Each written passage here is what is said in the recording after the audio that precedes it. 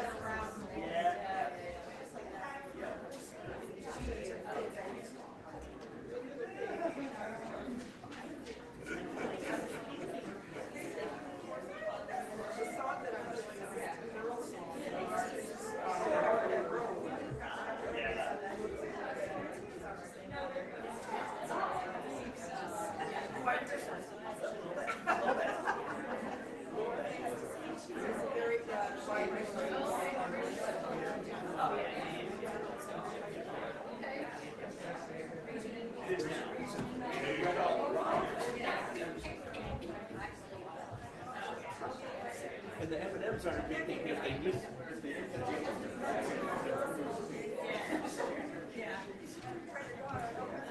Hello once again. Before we get started this evening, while we're waiting for some folks to arrive, we just want to let you know that there are orders of service out front and there are candles for the candle lighting ritual at the end.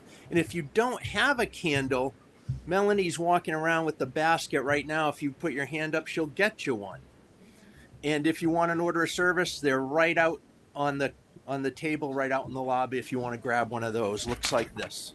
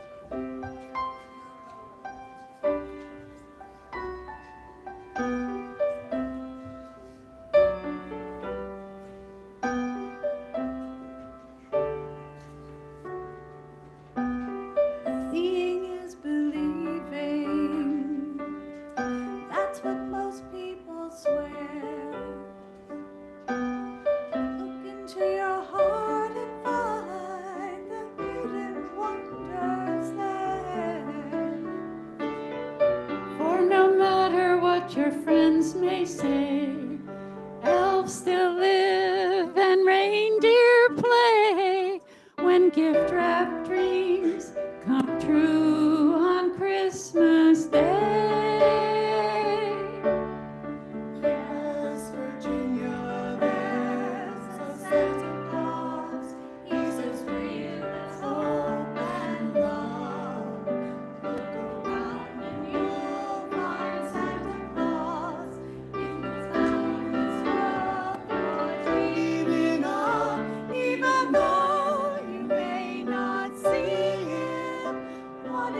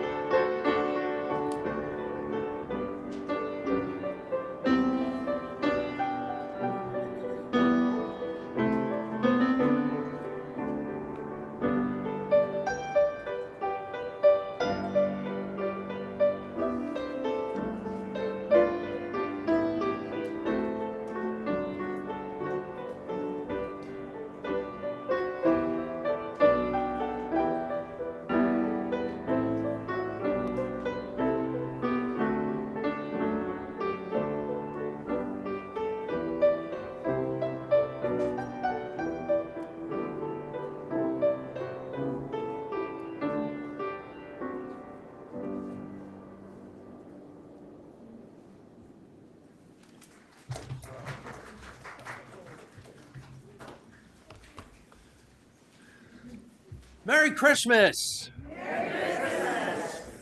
Welcome to the Unitarian Universalist Congregation of Danbury. I'm Reverend Tony Lorenzen, the minister here. My pronouns are he and him.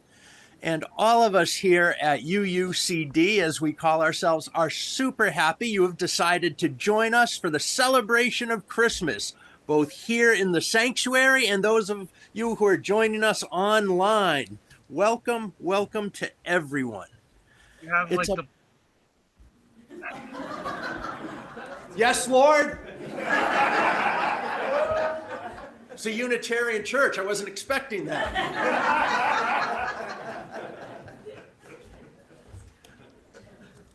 It's a busy season. There's lots to do. There's also lots of stress. There's merriment and frivolity. There's also anxiety and depression. Some people have a really hard time this time of year for various reasons.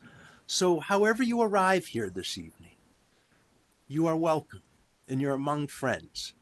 And we want you to participate or hold back as you need to be involved with the service and sing out loud, or to sit quietly as you need to do.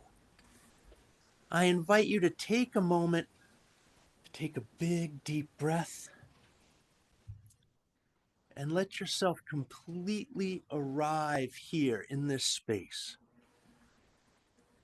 Body, mind, spirit.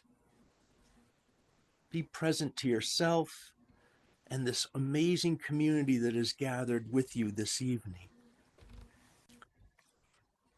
As Unitarian Universalists, we have many different views of Jesus. Preacher, prophet, teacher, healer, holy man, just another cool guy from first century Palestine. But tonight we gather and we celebrate the birth of this amazing person. And we also at the same time recognize that every night a child is born is a holy night. That as much as for some people this night is about the birth of a savior, if every night a child is born is a holy night, we've got so many people who can be involved in saving everything that needs saving in this world that we've got to believe in the hope that it can be done. And remember, one of those children that was born on a holy night was you. And you can help save the world too. We're going to pray for peace and goodwill. We're going to read the story of the birth of Jesus from the Christian scriptures. We're also going to hear a little bit about Saint Nick. And as good storytellers usually remind people, out of all things you're going to hear tonight, I don't know if it exactly happened exactly that way, but I guarantee it's true. I know angels sing every time a child is born. They sang when you were born. I know all the stars are full of wonder and awe. And I know that love is at the center of everything there is. And at the center of everything we will do here in this space this evening. As Unitarian Universalists, we believe we make this time and place holy when we gather simply by the virtue of our being together with each other. And we begin our services by lighting a symbol of our faith, which is the flaming chalice.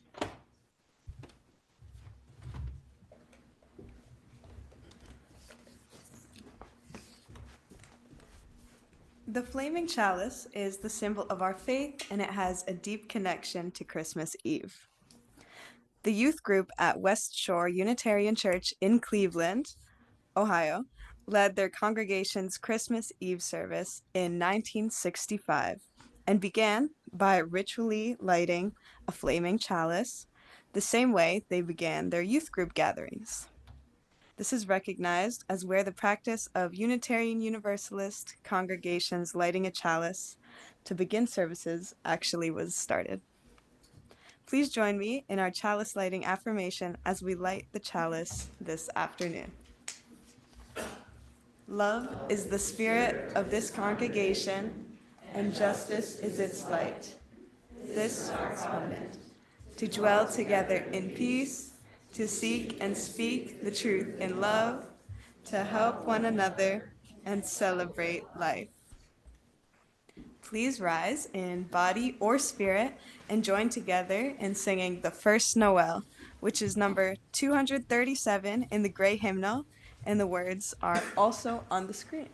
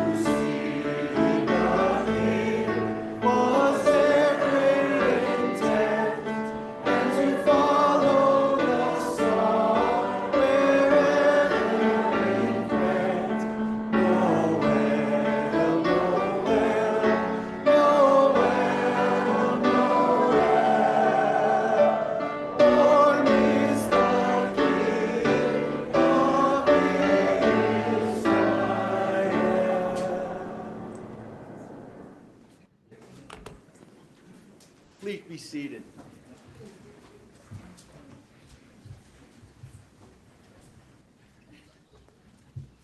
Many years, oh, this is a really strong mic. Many years, this congregation and many congregations of various denominations at Christmas will read or recite a prayer poem by the theologian Howard Thurman called The Work of Christmas.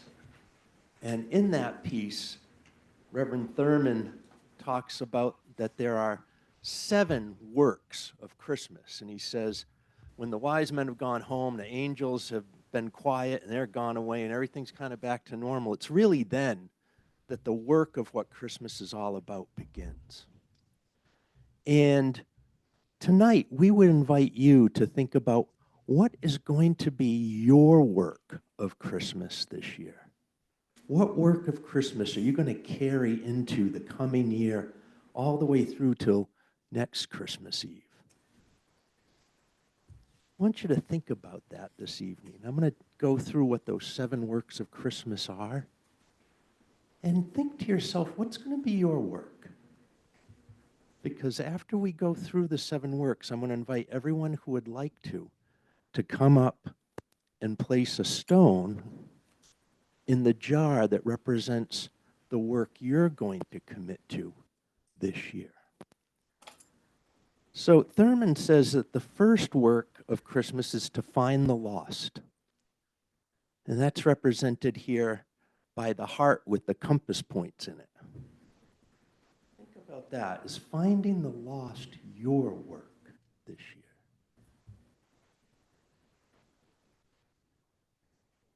People can be lost in many ways. can have a bad sense of direction like me. You can be emotionally distraught. You can be sad at the state of the world. You can be estranged from a friend or a relative. Maybe finding the lost person you need to find is yourself. Will your work this year be finding the lost?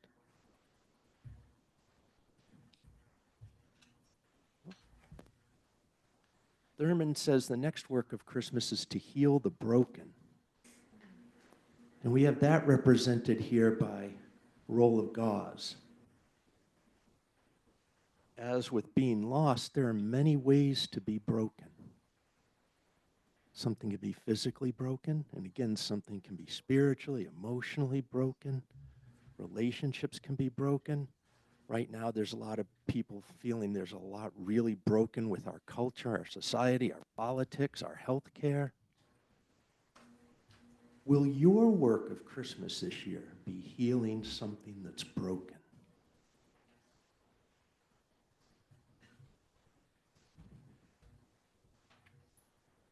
The next work of Christmas Thurman names is feeding the hungry.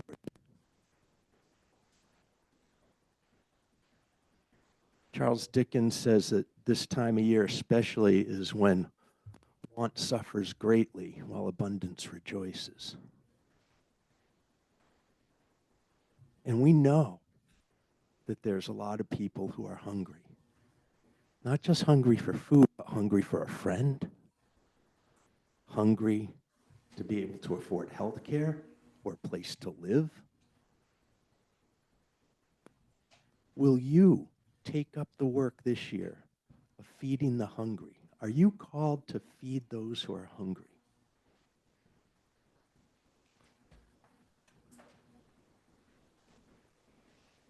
Thurman names releasing the prisoner as the next work of Christmas. Once, professionally, that was my work. My first job when I got out of college was working for Amnesty International. And we worked for the release of prisoners of conscience, people who were imprisoned around the world merely because of their beliefs or their politics, people who have not used violence.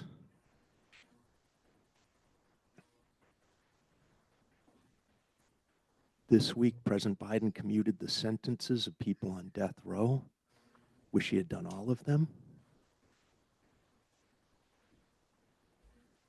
How will you release prisoners? Who can you release that is stuck, trapped in jail? Maybe it's in an unhealthy relationship. Maybe it's a person who's a prisoner of conscience, like I worked on.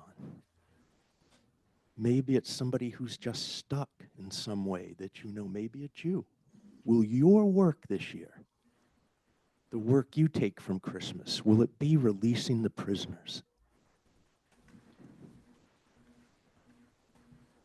Thurman says rebuilding the nations is the work of Christmas. Gaza needs rebuilding. Ukraine needs rebuilding. So many places need rebuilding. And not just those physically devastated by war.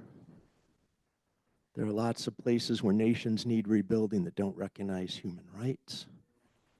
There are places where we need to rebuild nations that might go the way of abusing human rights. A lot of people scared in our country right now. The nation can always become better, whatever nation you're in. You make your nation better by doing these works all the time, not just at Christmas. Will you find that your work this year is to rebuild the nation?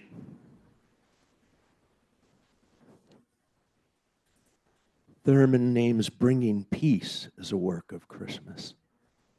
Again, God knows we need peace in the Middle East, we need peace in Ukraine, we need peace in red and blue America.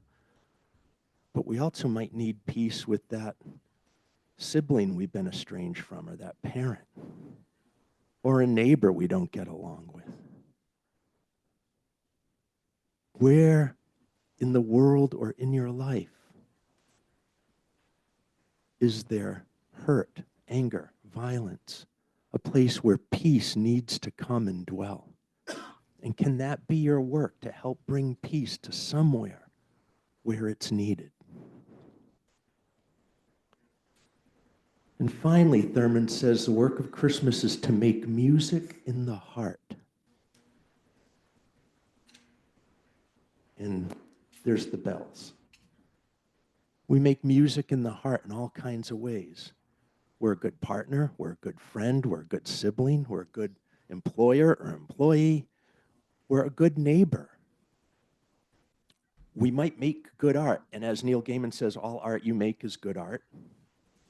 We might actually make music like a bunch of people are doing here this evening. All of that beauty heals the world. It's the work of Christmas. When you feel so moved, I invite you, if you wish to come forward and put a stone in the jar that represents what your work is going to be this year. What work of Christmas will you do? And while you come on up and do that, Jerry will play you some nice music. And if you would like to place a stone, but you have a mobility problem and find it hard to get around here, just raise your hand. I'll come get it and find out what stone you want placed, okay? All right, let the work of Christmas begin. Oh, choir, you want to come first? Yes.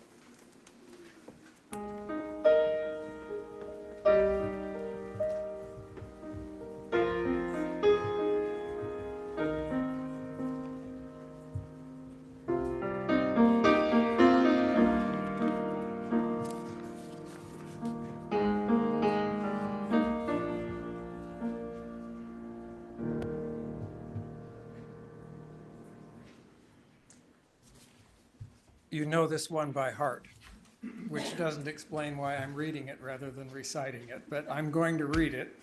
And as I do so, please feel free to join in with the recitation. A Visit from St. Nicholas by Clement Clark Moore. 'Twas the night before Christmas when all through the house not a creature was stirring, not even a mouse. The stockings were hung by the chimney with care, in hopes that St. Nicholas soon would be there. The children were nestled all snug in their beds, while visions of sugar plums danced in their heads. And Mamma in her kerchief, and I in my cap, had just settled our brains for a long winter's nap. When out on the lawn there arose such a clatter, I sprang from my bed to see what was the matter. Away to the window I flew like a flash, tore open the shutters, and threw up the sash. The moon on the breast of the new fallen snow gave a luster of midday to objects below. When what to my wondering eyes did appear but a miniature sleigh and 8 tiny reindeer, with a little old driver so lively and quick, I knew in a moment he must be Saint Nick. More rapid than eagles his coursers they came, and he whistled and shouted and called them by name. Now Dasher, now Dancer, now Prancer, Vixen, on Comet, on Cupid, on Donder and Blitzen. To the top of the porch, to the top of the wall, now dash away, dash away, dash away all. As leaves that before the wild hurricane fly when they meet with an obstacle mount to the sky, so up to the housetop the coursers they flew, with a sleigh full of toys and St. Nicholas too. And then in a twinkling I heard on the roof, as I drew in my head, the prancing and pawing of each little hoof. As I drew in my head and was turning around, down the chimney St. Nicholas came with a bound. He was dressed all in fur from his head to his foot, and his clothes were all tarnished with ashes and soot. A bundle of toys he had flung on his back, and he looked like a peddler just opening his pack. His eyes, how they twinkled, his dimples, how merry. His cheeks were like roses, his nose like a cherry. His droll little mouth was drawn up like a bow, and the beard on his chin was as white as the snow. The stump of a pipe he held tight in his teeth, and the smoke, it encircled his head like a wreath. He had a broad face and a little round belly that shook when he laughed like a bowl full of jelly. He was chubby and plump, a right jolly old elf, and I laughed when I saw him in spite of myself. A wink of his eye and a twist of his head soon gave me to know I had nothing to dread. He spoke not a word, but went straight to his work, filled all the stockings, then turned with a jerk, and laying his finger aside of his nose and giving a nod, up the chimney he rose. He sprang to his sleigh, to his team gave a whistle, and away they all flew like the down of a thistle. But I heard him exclaim, ere he drove out of sight, "Happy Christmas to all, and to all a good night." Please rise in body and spirit and join in singing Up on the Housetop.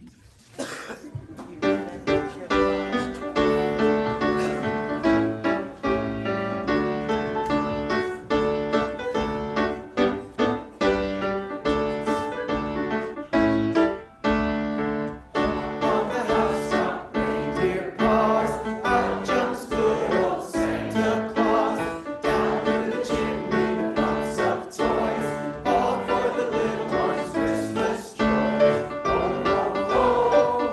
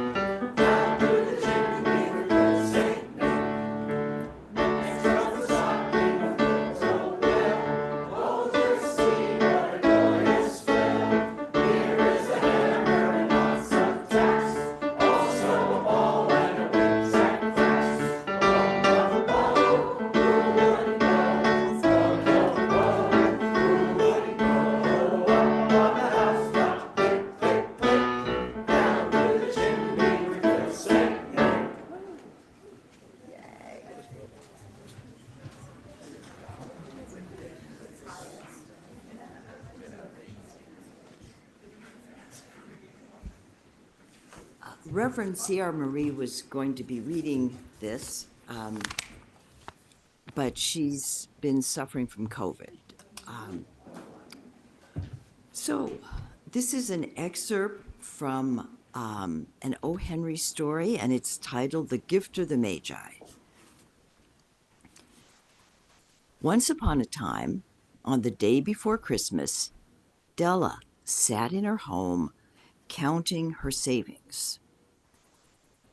The home she lived in with her husband Jim was an inexpensive, furnished rental apartment. When they first moved in, Jim was earning more money, but the couple had fallen on hard times. Della had been putting money aside each week from buying groceries for many months now, but she was not able to save enough. Since she had been hoping to buy Jim something special for Christmas with her savings, and now, as she looked at her small stack of change, she began to cry. After a good cry, Della wiped her face and looked in the mirror. Suddenly, she had an idea. She let down her long hair, notable for its length and beauty. It was her prized possession. She knew exactly what she needed to do. On went her old brown jacket, on went her old brown hat. She hurried to a shop where she knew they bought hair for wigs, and there she sold it. The shopkeeper agreed to cut and style and buy Della's hair, and Della spent the rest of the day going around the city looking for the perfect gift for Jim. His most prized possession was a gold watch, and she wanted to buy a nice chain to go with it, something special. Eventually, she found a perfect chain. It cost all of the money she got from selling her hair, plus most of her savings. Della raced home, excited to give Jim his gift. When Jim saw Della, a strange look came across his face. Not knowing what it meant, Della rushed over, explaining that she sold her hair to buy him a Christmas present. Jim took the package, hugged her, and said, "I don't think there is anything in the way of a haircut or a shave or a shampoo that would make my girl any less wonderful. But if you unwrap the package, you'll see why it had me looking strange for a while at first." He gave her the package, and she unwrapped it. There in the box was a set of jeweled tortoise shell combs for her hair that she had once admired in a shop window. Della shouted with excitement, then burst into tears as she realized she couldn't use Jim's thoughtful gift. But as he comforted her, she reassured him that her hair would grow back, and quickly. Then she realized he had not yet seen his beautiful present. She went and picked it up and held it out to him. "You'll have to look at the hour 100 times a day. Now, give me your watch. I want to see what it looks like," she said. Jim fell back on the couch, put his hands behind his head, and smiled. "Dell," he said, "let's just put our Christmas presents away and keep them for a while. They're too nice to use right now. I sold the watch to get the money to buy your combs." The Magi, as you know, were wise people, wonderfully wise people, who brought gifts to the baby in the manger. They invented the art of giving Christmas presents. Being wise, their gifts were no doubt wise ones. And here I have related to you the chronicle of two young, foolish people in an apartment who unwisely sacrifice for each other the greatest treasures of their home. But in a last word to the wise of these days, let it be said that of all who gave gifts, those two were the wisest. Everywhere they were the wisest. They were the Magi.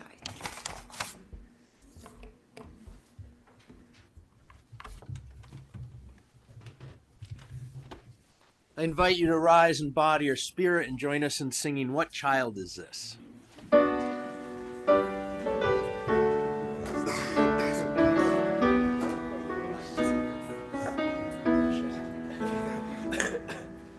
Child is this who lay to rest on Mary's lap is sleeping, whom angels greet with anthems sweet, while shepherds watch our keeping. This is Christ the King, shepherds guard and angels sing. Haste, haste to bring him all, the babe, the Son of Mary. Why lies he in such weakness state, where ox and lambs are feeding? Good Christian feed for sympathy, the silent word is reading. Hence he shall pierce him through, the cross be borne for me, for you. Hail, hail, the Word made flesh, the babe, the Son of Man. So breathe in me incense, gold and myrrh, come peasant king to own me. The King of kings salvation brings, and loving hearts enthroned him. Raise, raise a song on high, the Virgin sings her lullaby. Joy, joy, for Christ is born, the babe, the Son of Mary.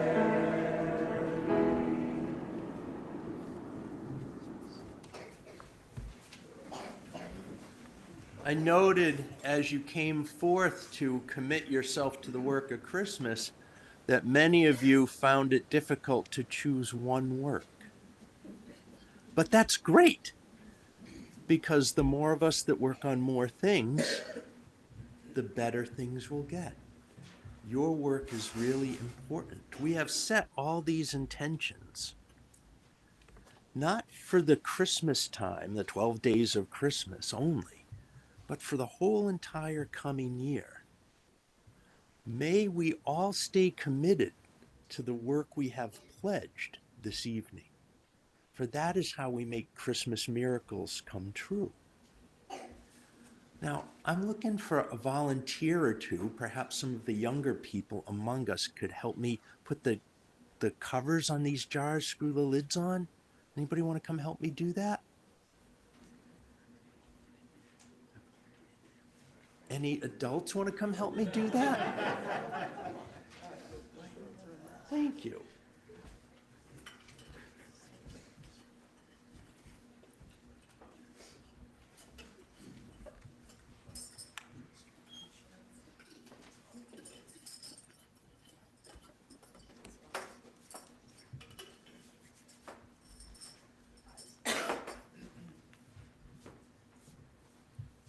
If you ever think that what you have to contribute is too small or not enough, remember this ritual this evening.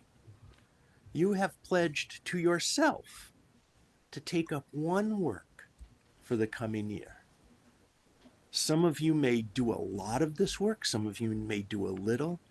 All of it is vitally important. This is how we bring love into the world. This is how we make Christmas miracles come true. This is how we put love into action. We are going to keep these jars here in our fellowship hall until next Christmas, at which time we're going to ask you to reflect on the work you've committed to and promised to do and did for that year. Periodically throughout the coming year, we'll bring, say, the jar of peacemaking out for a Sunday morning and remind people, or making music in the heart out on a Sunday morning and reminding people. If you would join me with your hearts in a blessing, may all the promises we have made to ourselves and the world this evening find ways of coming true in the coming year. Amen.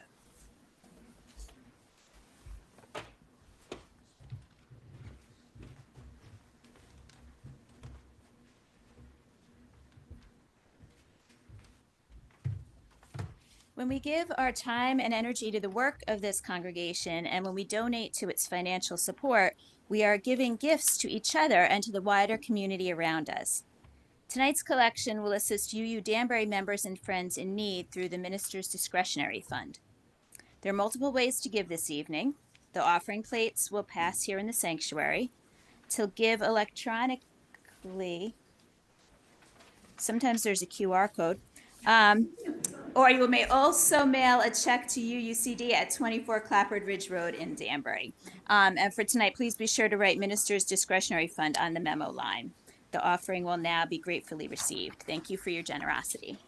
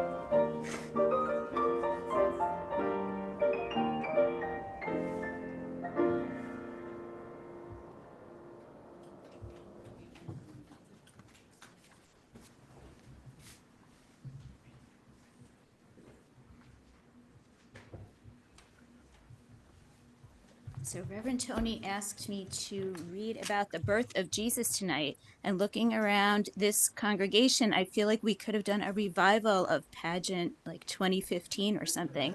There are so many like Marys, angels, Josephs, wise ones, which is heartwarming.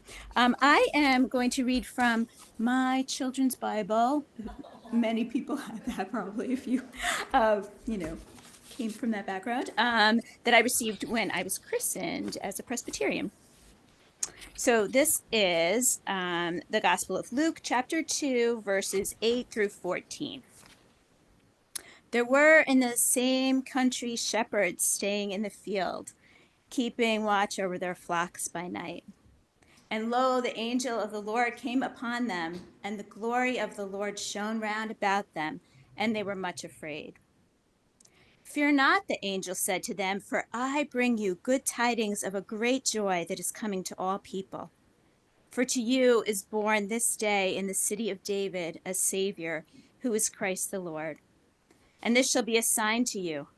You shall find the babe wrapped in swaddling clothes, lying in a manger. And suddenly there was with the angel a multitude of the heavenly host praising God and saying, Glory to God in the highest, and on earth peace, goodwill toward all.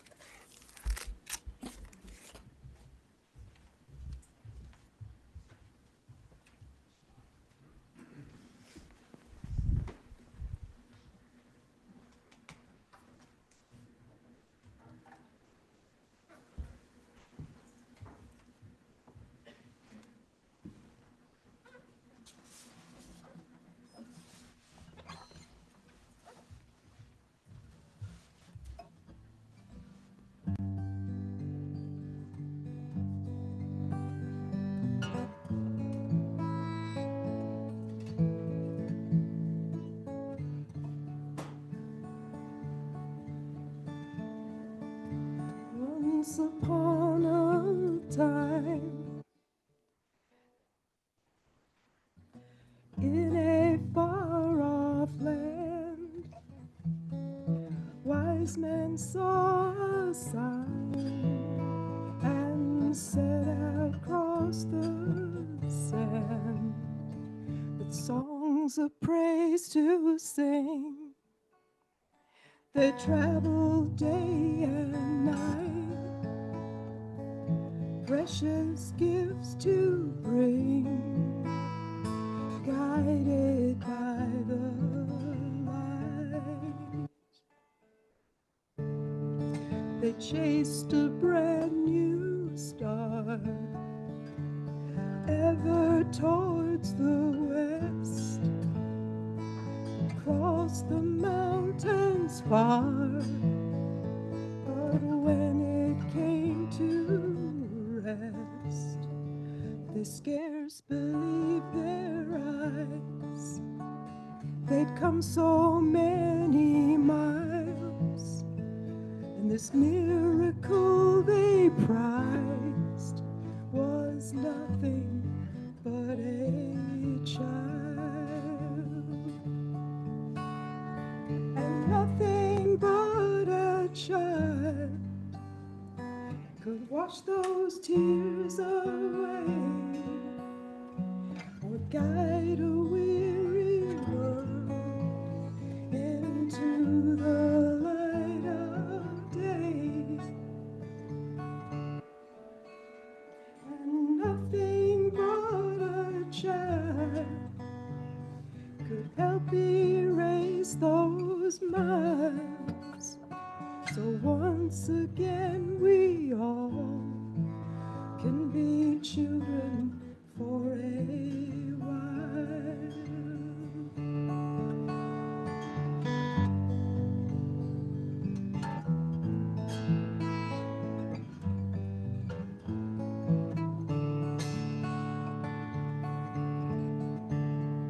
Now all around the world, in every little town, every day is heard a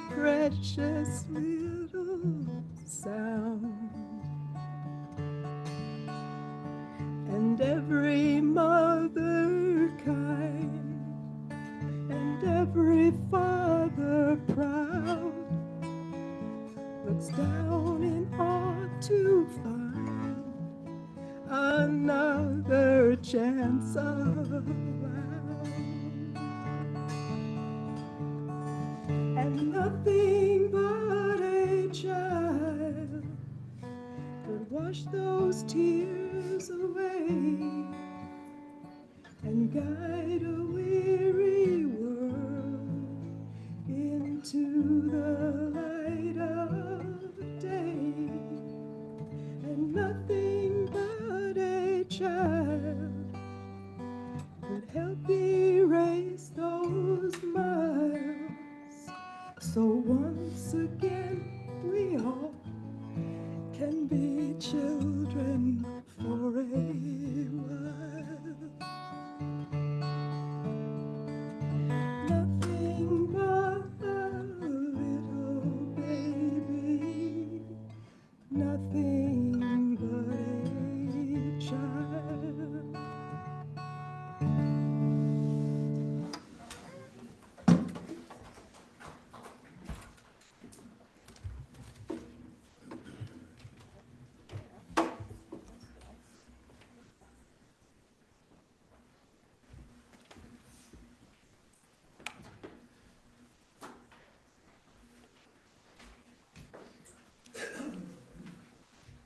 Before we light candles and pass the light around the room and sing Silent Night, I want to remind you that as we pass the light through the sanctuary, to do it this way. Person who already has a lit candle holds the candle straight up and down. The person lighting their unlit candle takes the light like this. That minimizes drips and accidents and crashing around.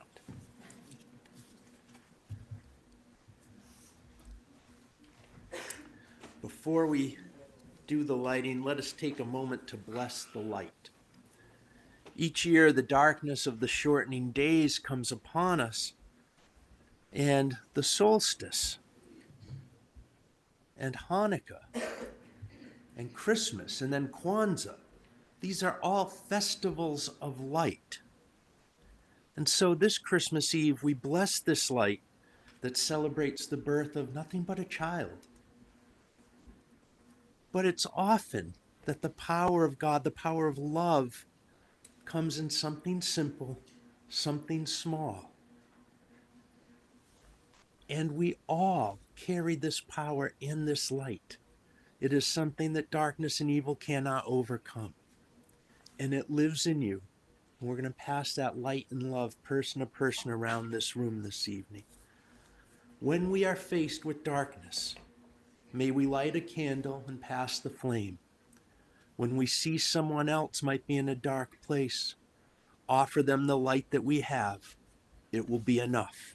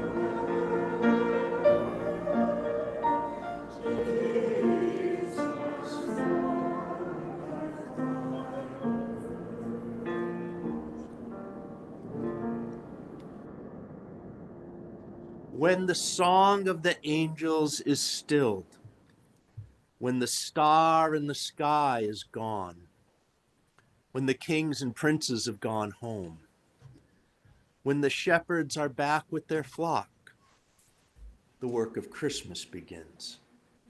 To find the lost, to heal the broken, to feed the hungry, to release the prisoners, to rebuild the nations, to bring peace among all people, to make music in the heart. Go in peace, everybody. Merry Christmas. Merry Christmas. Yeah, check this out, Bob. Look at my shadow. See, move out of the way, you idiot.